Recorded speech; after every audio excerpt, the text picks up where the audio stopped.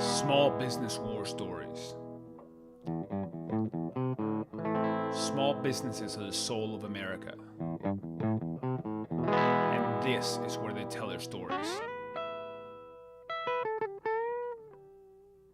I am your host, Pablo Fuentes. Hey, lovers of small businesses and good stories in general. Welcome to episode 59. We're almost to 60 of Small Business War Stories. And today I sat down with Brennah Rosenthal, who is awesome. And she is with Mountain Standard in Boulder, Colorado. And they created a brand, a lifestyle mountain brand that's all about getting outdoors. And I won't steal her thunder. I'll let her explain kind of what they're doing. But if you are interested in having a really good social media following, and if you're interested in how do you position your brand well in the marketplace, especially when you're creating it from scratch, or if you're interested in outdoor apparel and things like that, or you love the mountains, you have to listen to today's episode with Brennah Rosenthal, who again is a badass. So she was a great interview. This episode is brought to you by FreshBooks, and FreshBooks is a new partner of ours here at Small Business War Stories. And what they do is they have great accounting software and bookkeeping software. It's really hard when you're starting off as a business, and actually when you even when you have been running it for a while, to keep track of all your finances, your invoicing, your payments, deposits. Did somebody give you money for a project that you haven't completed yet? And then like figuring out, well, what's happening with my taxes? What's going on with basically all the things that are really kind of a pain about understanding the numbers of your business. But as we go into in these episodes, understanding the numbers of your business is really, really, really important. And it's essentially kind of what separates a business from a hobby, right? So you need it to make money. So it's good to understand all of the things that are going on. But FreshBooks is great, and we're partnering with lots of different partners to bring you the best service providers. And FreshBooks is a top-notch application for small businesses, especially service providers. So check it out, freshbooks.com/war stories, and enter Small Business War Stories in the How Did You Hear About Us section. That'll help us out a lot here at Small Business War Stories. And this episode, like every episode, is brought to you by Proven. Proven is a company I started, and it is a small business hiring tool that allows you to post your job to one place and distribute it very widely. It's kind of like a menu type option. You tell us where you want the job to go, and you can collect all of the applicants in one place. But we're also adding a lot of really good resources for you. If you head to blog.proven.com, we have a great array of articles that'll help you with running all aspects of your business. That's what we care about. That's what we do. That's why I drove 10,000 miles last year. I drove 10,000 miles last year, going and interviewing small businesses all over the country, because we want to help this become common knowledge, and we want to have people share their stories so that other people can learn from them. Without further ado, I do want to get into today's episode 59 of Small Business War Stories, with Brennah Rosenthal of Mountain Standard in Boulder, Colorado. And we are live here, and we are in beautiful Boulder, Colorado, and we are here on iconic Pearl Street. Is that right? Uh-huh. Awesome. Yes, right on Pearl Street. And right on Pearl Street. And I want to welcome you to the show, Brennah Rosenthal with Mountain Standard. Yes, that is me. How you doing? I'm good. How are you? I'm doing great. Beautiful. We had the first snow of the season yesterday. Yep, and now it's like 50 or 60 degrees again, and it's sunny outside somehow. Beautiful. And there's still some snow on the ground, but most of it's gone. Yeah, it's all in the mountains. It's gorgeous. Like driving in this morning was just like perfect. Do you live up in the mountains? I don't. I actually live in Denver and commute in, so I get to see the Flatirons on my drive-in every single day. This morning they were like this gorgeous pink color, and I totally geek out on light and first light and everything like that, because I used to be a photographer, still am. So cool. That kind of stuff just totally... I just love it. I love seeing it in the morning. It's why I get up early to go to the gym, so I can see that kind of stuff. Yeah.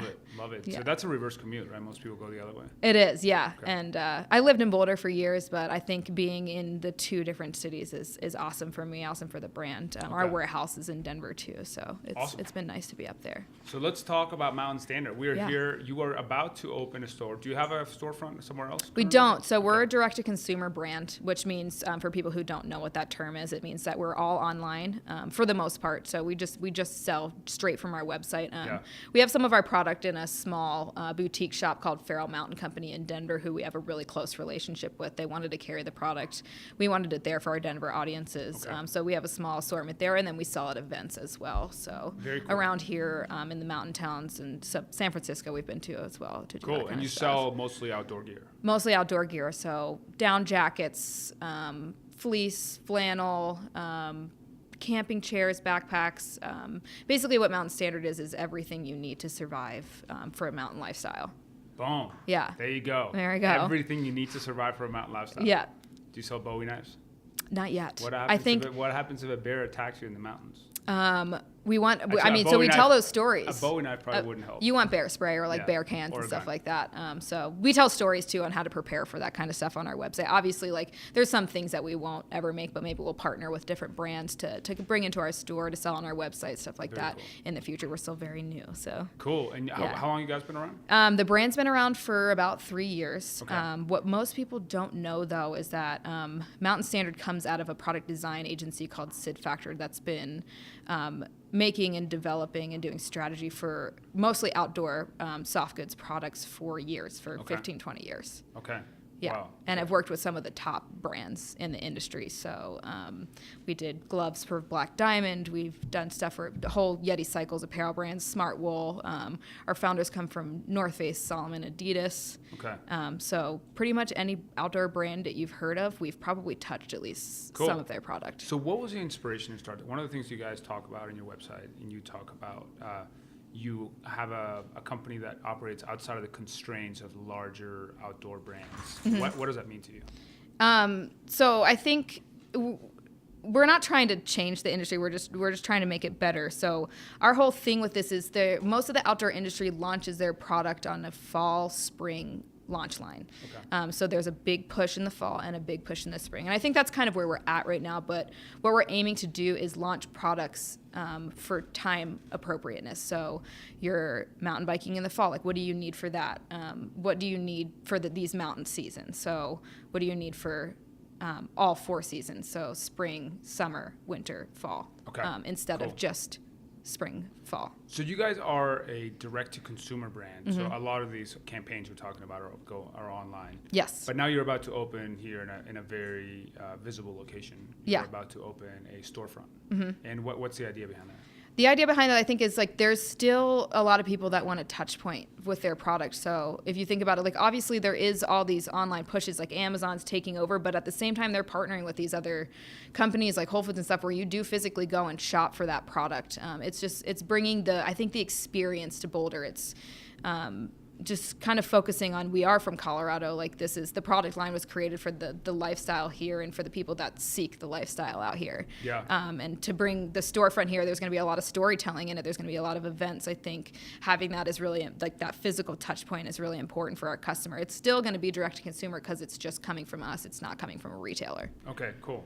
And one of the big things you guys push is the idea of RIMBY, right? Which is kind of a play on the NIMBY, not in my backyard, but Yeah. you try to say it right in my backyard. Yep. So what does that mean to you guys? And what does that mean to you as a brand to be here in Colorado thinking about that? Yeah, I think the whole RIMBY mindset is super important to us, is that focusing on that these epic adventures can happen really close to home. It's about the people you're with. It's about the places that you go that are close, the trip there, the activities you're doing. It's not about these like huge, super expensive, non-attainable adventures in places like Everest or stuff like that. Like, obviously, yeah, that proves the fact that the product is quote unquote working in those environments, but it's not an attainable lifestyle to the everyday person. It might be aspirational, but it's not attainable. Yeah, taking 3 months off and paying $50,000 to climb like Everest. not many people can do that. Nor like I mean I think about that too. It's like I don't even really want to do that. Yeah. It's not something that I like aspire to. I aspire to like the things that I think I talk about the most and the people that I'm around with the most is like when you go out on like an awesome weekend and there's funny stuff that happens. There's just these memories that you hold for like a super long time on these adventures that are way more attainable. Like you're not spending hundreds of thousands of dollars to get to these places. They're there's something literally really, right here. There's something really zen about that, right? Yeah. Something about like the happiness is already, like, all the answers are already within you. Totally. And I think it's like the thing too is like when you live in a place like this, or really anywhere, if you seek it out, you can wake up before work and go on a mountain bike ride, you can go climb, and after work you can do the same exact thing, or both. Cool. Yeah. Is that something you do?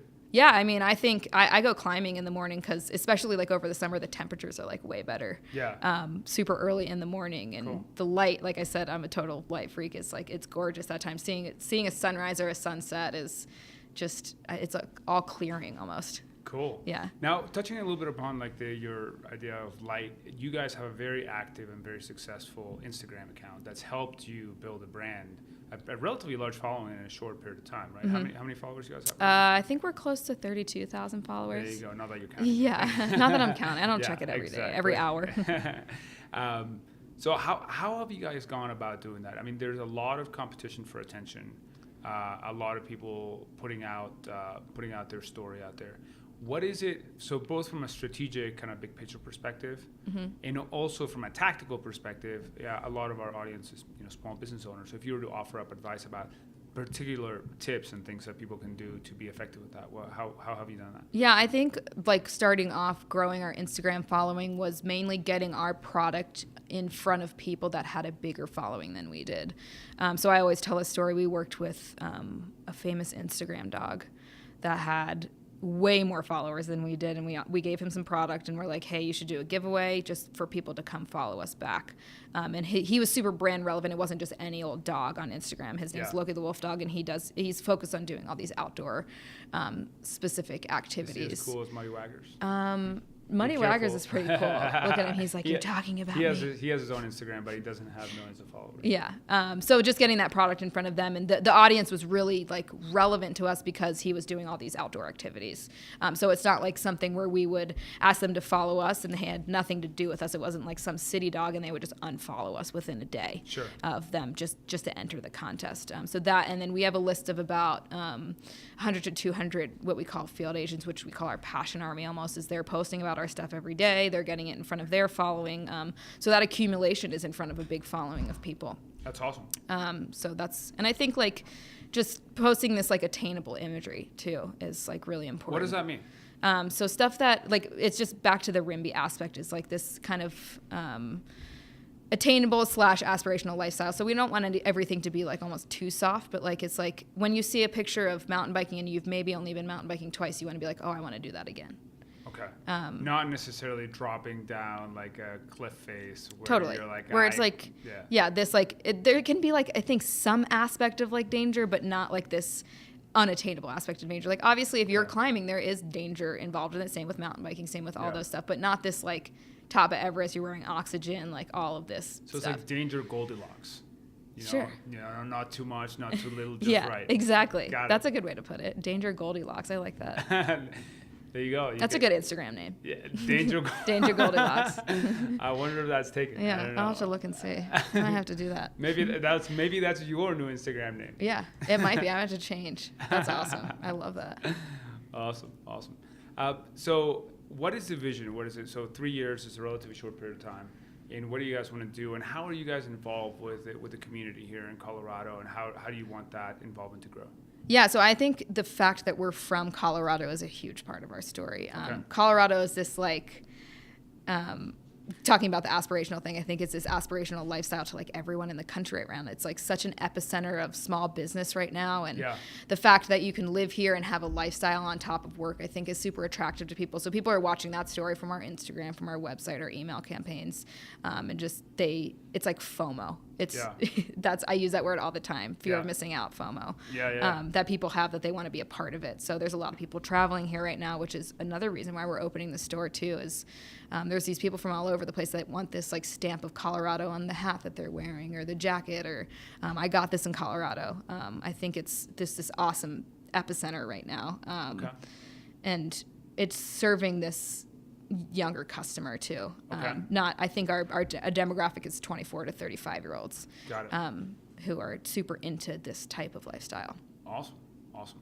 And when you think about how many people do you guys have right now in the office? Yeah.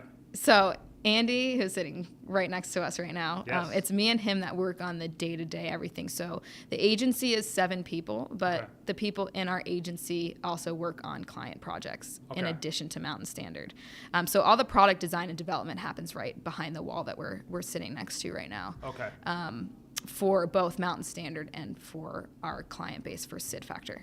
Okay. Yeah. Very cool. Very cool. So as you ramp up, what are the kind of positions you're going to be hiring for, and how are you going to be looking for people that fit that culture, and what's your process? Yeah, I mean, I think culture in our office is super important. That's why our team is so small, is because I say this to everyone, is like I would hang out with everyone in our office outside of work, and I think that's really important. We all go mountain biking, we go climbing, we go skiing, we all do that type of stuff, not all the time together, but there are people that I would go out and do that stuff together, and I think that's super important. So the people we would hire would be people that would fit in with that culture too. I think immediately, like, this small, nimble team has been awesome at what they're doing because everyone's hyper focused on what they're doing. Everyone in this office is an amazing multitasker because it's a small startup, and we have to figure out how to wear a lot of different hats and be resourceful with what we're doing. So when it comes to photo shoots and advertising spend and stuff like that, the resourcefulness aspect of that is super important.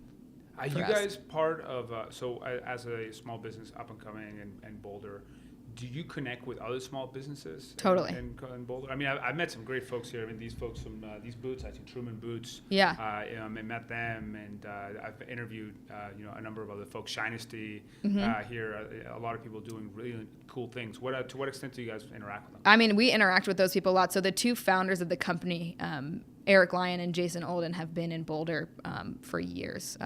They're Colorado-grown boys. So, and that's a lot of the reason why the brand is positioned the way it is for this lifestyle out here and what it was and what it is. But they're hyper-connected in both the outdoor industry and locally as well. So I think we're connected to a lot of the people around here, whether it be breweries or other outdoor brands or tech startups. It's everything. So Denver Flea is a good example of that kind of connection, is this market that they put on in Denver 4 times a year, where it's all Colorado-based makers and brands. So like Shinesty is there too. It's not just specifically outdoor brands, but there's a bunch of other people too that we work with there that we can collaborate with. Like maybe at one point we'll sell their stuff in the store, like soaps that are made here, which you never think, but like that kind of stuff is cool to have here. Jewelry, kind of this Southwestern based look. Jewelry that one of the guys, this guy named Wolf, makes around here that we're probably going to carry in the store. It's very awesome. Cool. So it's not going to be just Mountain Standard products. It's not going to be. It's going to be mostly focused on Mountain Standard products, but thinking is like going back to that, like being prepared to be in a mountain town. Like, what do you need? Is it chapstick, sunscreen? Jewelry pieces, like a lot of people wear that type of stuff, and it's this cool souvenir that you can bring back from Colorado. It's like, I got it at the Mountain Standard store. Boom. Yeah. That's what you want people to come back with. Totally. Love it. When you think about, why did you guys pick this location, right? This is a location that it's interesting because it's got a lot of flagship stores. It's got a lot of, when people think about opening, what was your process to arrive at this? When people are thinking about opening a store, there's this process of, where do I put it? How much does foot traffic matter? And like, what was your process in arriving at that? Yeah, so I can't talk to that 100% completely. I think the 2 guys, Eric and Jason, who run the company, were very they were the ones that had to do with that idea. But obviously we picked Boulder because that's where the brand is focused. That's where the majority of the people in the office live. That's where Eric and Jason have lived the majority of their life. So it's really important for us to plant their roots where we were started. Okay. But Boulder is hot right now. I said that before. It's like it's a destination at this point that people are coming to. And I think like in the summer, you see Pearl Street just totally inundated with people from different areas. Like we were open in this location for a pop-up over Memorial Day and a couple weeks after that as well. And there's a lot of people from California, from Texas, from kind of all over the place that, have never seen something quite like this before, and they love the experience in this type of location, which is why I think there is, like, Topo Designs is another company that has a couple flagship stores in Colorado, but they're based out of here too, and I think they do a super good job of telling that story as well as some of the other flagships. They're a very lifestyle kind of lifestyle outdoor type brand that makes these super colorful backpacks and different things. Okay. Awesome. So and also this street does turn into kind of a festival. I mean, there are specific festivals and music and things like that, but Yeah, down on the walking mall. I think the reason we didn't do the walking mall, at least I think, is because there's no parking over there. You can't bring your dogs there either. Really? Oh, yeah. I just broke the law. Yeah. Yeah, Did you just walk your dog on the walking mall? Yeah, that's illegal. Really? Mm-hmm. Wow. Yeah, I think you can get ticketed for it. So. Wow. Yeah. Muddy Waggers. I know. It was his fault. It was his fault. I didn't taught him how to read yet. Broke the law. Exactly. Someone's gonna come after you. What are some odd, wacky things you guys have come across? I mean, like people always love hearing the crazy things that happen in people's lives. Yeah. I think I see a lot of the Instagram tags. So. Yeah. I think a lot of people these days tag their photos with our stuff or our hashtags. Yeah. And I love to look through all of them because there is some crazy stuff that people tag. So we have... do tell. We have a lot of like chicks that are just totally topless facing out of the mountains, and like they think that it's like awesome if they tag Mountain Standard, and it's just chicks standing in front of this mountainscape with no shirt on. Another one that I saw too, it's nature. Yeah. And I guess they just wanted to be free and tag Mountain Standard in it. There you go. There was another one that I saw, this girl tagged her pet llama in it, and they were like looking at the moonrise together, and it was like she wasn't wearing one of our jackets, but like another outdoor jacket, and she just wanted the attention to tag us in it. So I thought that was one of the funnier ones that I brought up. I was like, okay. She's like really bonding with her llama. Do you walk a pet llama? I don't know. I know that they do like llama packing trips actually. Okay. So it's like somewhat relevant, I guess, but it just caught me off guard. Llama harness? They put like these saddle bags on them, and they hike your stuff up the mountain, which is like you can do these trips. I don't know how much of a flight risk a llama is. Like if you're walking a llama without a harness, is it gonna like? I don't think they move that fast. Okay. I don't know. It seems like it almost like it slows everything down. As a disclaimer, there are 0 llama experts on this program at the moment. No. So if you're a llama expert. Andy, are you a llama expert? Yeah. He's getting there. Awesome. Let's talk about your process of actually designing and making products soup to nuts. So what is your design process? Who comes up with what the ideas are going to be, and how do you iterate and test? How do you know something's going to sell? Mm-hmm. So back to the agency again, that is what we focus on and what we do for other people. It's why Mountain Standard started, is because Sid Factor is so good at that, like one of the best people out there to do that kind of stuff. So our office is full of people who do that stuff full time for other people.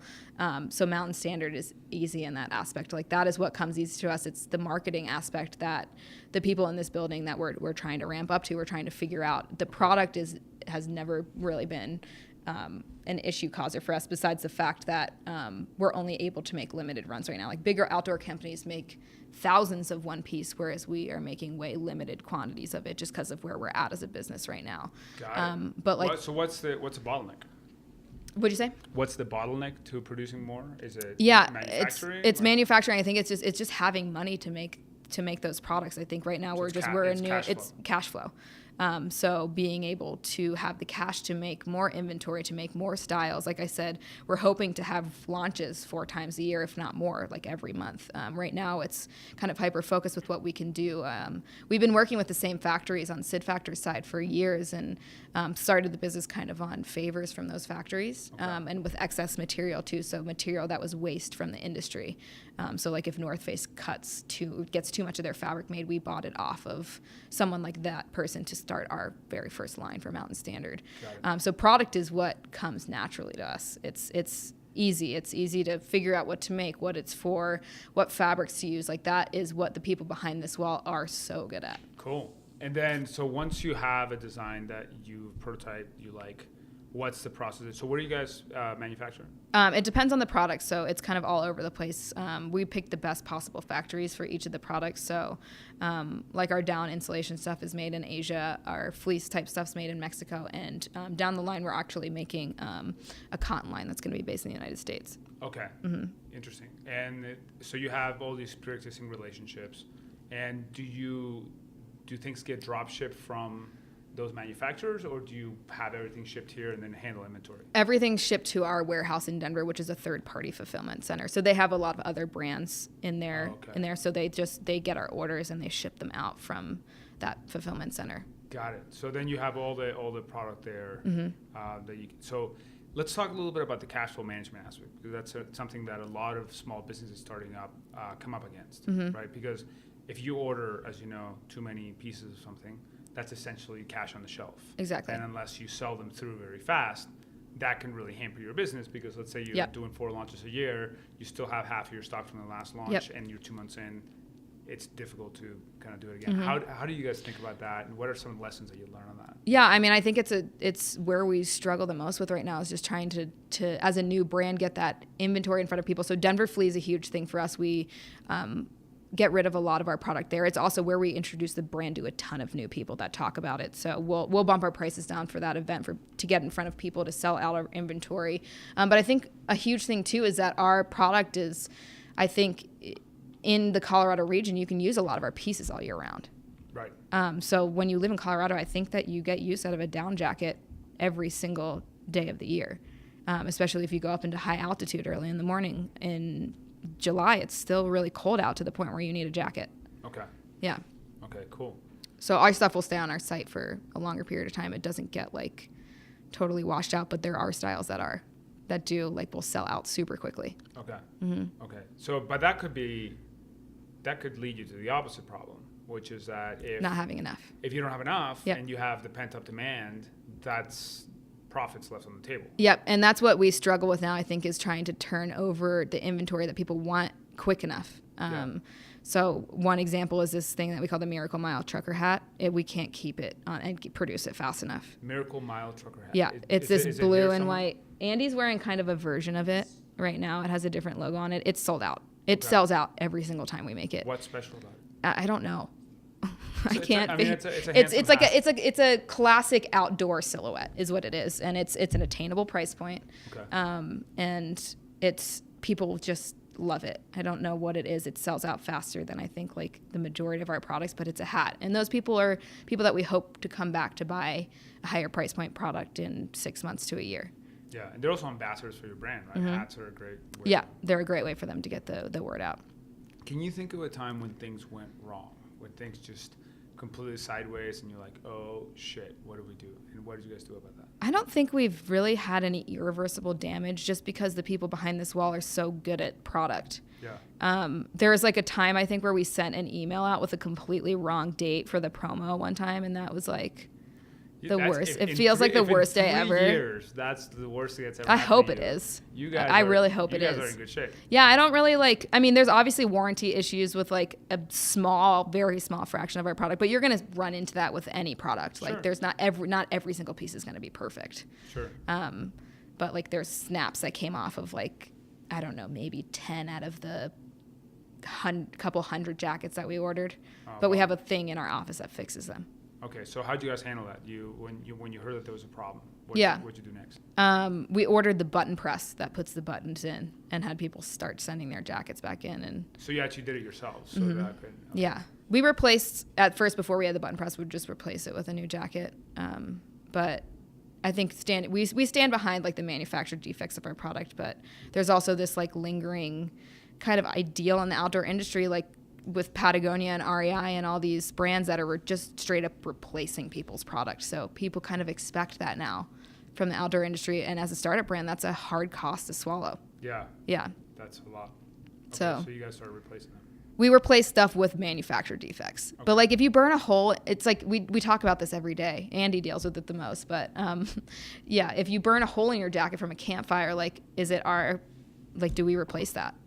I think brands like Patagonia and REI have put out this ideal that they replace that kind of stuff, but as a small brand, it's really hard for us to eat the cost of a brand new jacket when someone got a fire hole burnt in their jacket. That makes sense. You're standing too close to the fire. Yeah, don't stand so close to the fire. Yeah, don't stand so close. Just go a few feet further back. Yeah, and if it burns a hole in your jacket, duct tape is awesome.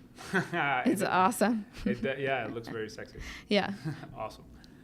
What is the number one lesson that you guys have learned in the successful launch of this brand and the successful launch of this company?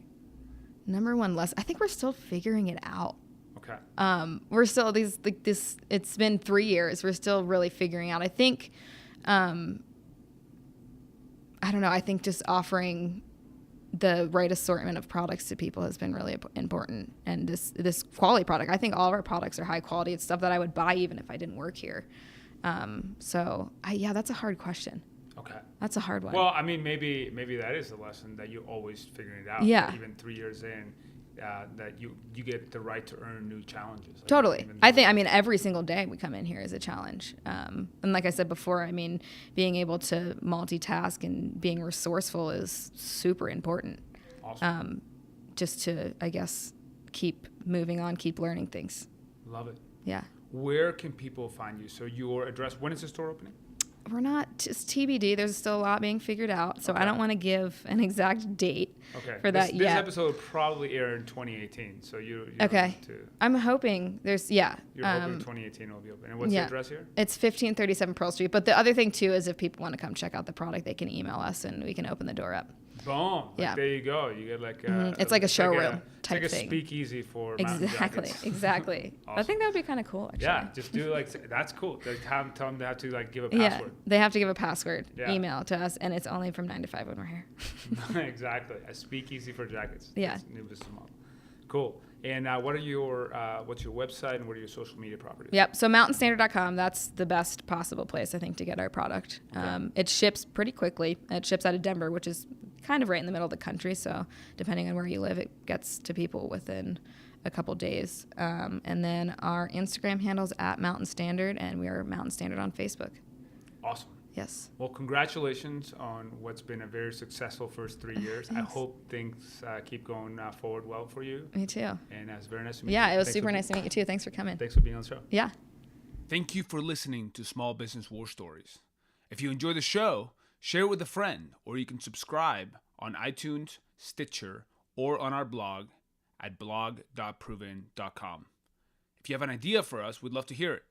Please email us at podcast@proven.com. See you next time.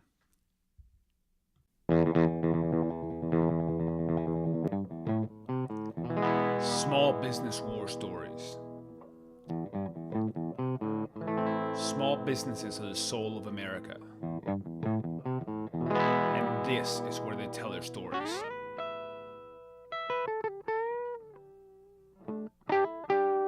I am your host, Pablo Fuentes.